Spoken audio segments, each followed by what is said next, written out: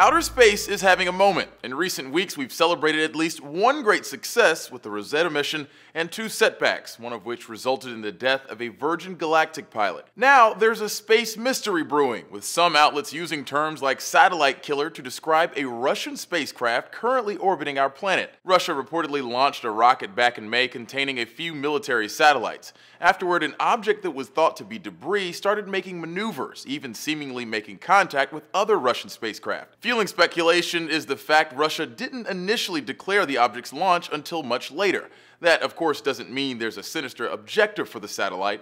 Patricia Lewis, space security expert for think tank The Chatham House, told the Washington Post, "I have no idea what it is." But speaking to the Financial Times, Lewis did give some guesses as to what it could be, saying it could have a number of functions, some civilian and some military. One possibility is for some kind of grabber bar. Another would be kinetic pellets, which shoot out at another satellite. Those highly imaginative possibilities sound a bit unsettling, but aren't exactly shots in the dark. This is a U.S. Department of Defense sketch from 1986 of what an anti-satellite weapon would have looked like: shooting pellets. As it turns out, Russia actually had an anti-satellite program called the Satellite Fighter Program.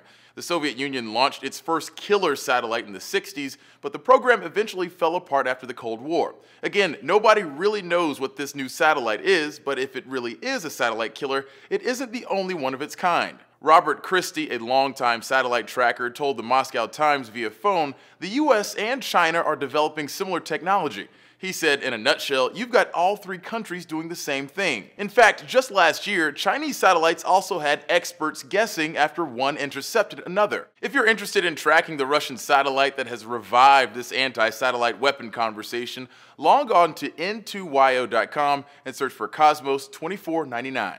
For Newsy, I'm Christian Bryant.